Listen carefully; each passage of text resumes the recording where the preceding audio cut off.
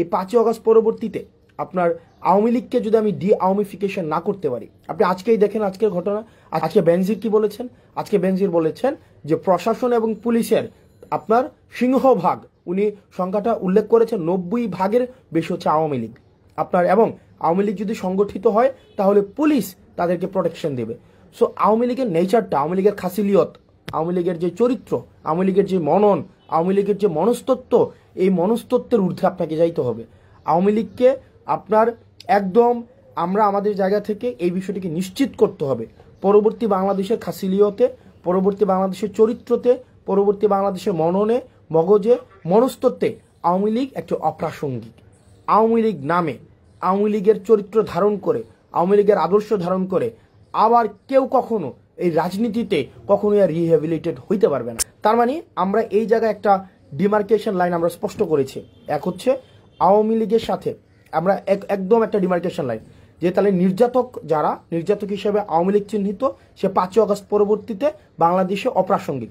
এবার আমরা যারা নির্যাতিত, এই নির্যাতিতর আমব্রেলাতে কারা কারা রয়েছে? নির্যাতিতর আমব্রেলাতে যারা যারা গণতন্ত্রের পক্ষে ছিল, বিএনপি ছিল, জামাতে ইসলামী ছিল, অন্যান্য যে রাজনৈতিক ফেসিবাদ বিরোধী যে রাজনৈতিক দলগুলো ছিল, আমাদের পরবর্তী বাংলাদেশটা আমাদের। এখন এই আমাদের বাংলাদেশে আমাদের মধ্যে গণতান্ত্রিক সৌন্দর্য, আমাদের মধ্যে মত পার্থক্য থাকবে, এক বিষয়ে সবাই একমত হব, এটাও একটা ফেসিবাদী চরিত্র যে সব বিষয়ে আমাদের একমত হইতে হবে। আমার অনেক কিছুই বিএনপির সাথে, বিএনপির মতামতের সাথে আমার অনেক কিছুই মিলবে না, আমার অনেক কিছুই জামাতে ইসলামের সাথে মতামতের সাথে মিলবে না, একই বিষয় আমার সাথেও তাদের অনেক কিছুই মিলবে না। কিন্তু বিষয়টা ওই বাংলাদেশ থেকে আমরা উত্তরণ ঘটিয়েছি, যদি আমার সাথে মতামতের না মিলে বিএনপি থেকে আমাকে উঠিয়ে নিয়ে যাওয়া হবে, জামাতে ইসলাম থেকে আমাকে উঠিয়ে নিয়ে যাওয়া হবে, ওই যে বাংলাদেশটা ছিল, ওই চরিত্রের বাংলাদেশ থেকে এই চরিত্র আমরা উত্তরণ ঘটিয়েছি। পরবর্তী বাংলাদেশটা, এই বাংলাদেশটা আমাদের, আমরা যারা গণতন্ত্রের শক্তি ছিলাম, আমরা যারা এই ফেসিবাদকে উৎখাত করেছি, এই বাংলাদেশটা আমাদের। এই আমাদের বাংলাদেশে আমরা সচেতন থাকতে হবে, আমাদের রাষ্ট্রীয় সম্পদগুলো আমাদের, এই মানুষগুলো আমাদের। আমরা আমাদের জায়গা থেকে এই ভারত বিরোধী আগ্রাসন এবং এই ডি আওয়ামিফিকেশনে আমাদের গুরুত্ব থাকবে। আমরা ভারত বিরোধী আগ্রাসনের আমরা আর কোনোভাবে বাংলাদেশে একটা সেফ হাউস হইতে দিব না, এবং আওয়ামিফিকেশনের আর বাংলাদেশে কোনো ধরনের আর সুযোগ থাকবে না।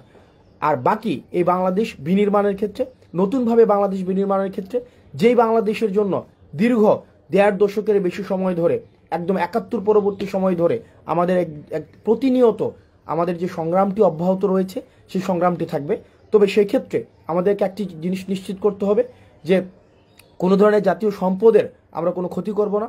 এখন দেখেন পৃথিবীতে কোনো জায়গায়, পৃথিবীতে এমন কোনো জায়গায় নাই যেখানে ফেসিবাদকে নির্মূল করা হয়েছে কিন্তু ফেসিবাদের প্রতীকগুলো রেখে দেওয়া হয়েছে। সুতরাং এই যে ধানমন্ডি 32টা, সেটা 5ই আগস্টে এটা হচ্ছে একদম ধূলিসাৎ করে দেওয়ার কথা ছিল, 5ই আগস্টে এটা ঘৃণাস্তম্ভে পরিণত করার কথা ছিল, সেটি পরবর্তীতে এসে মানুষ স্বতঃস্ফূর্তভাবে করেছে। এখন বর্তমানের জায়গায় আমাদের যে দায়িত্বটি হবে সেটি হচ্ছে আমাদের এই বাংলাদেশটাকে বিনির্মাণ করতে হবে, যেখানে নানা মতের এবং নানা পথের সেখানে মানুষের জায়গা হবে।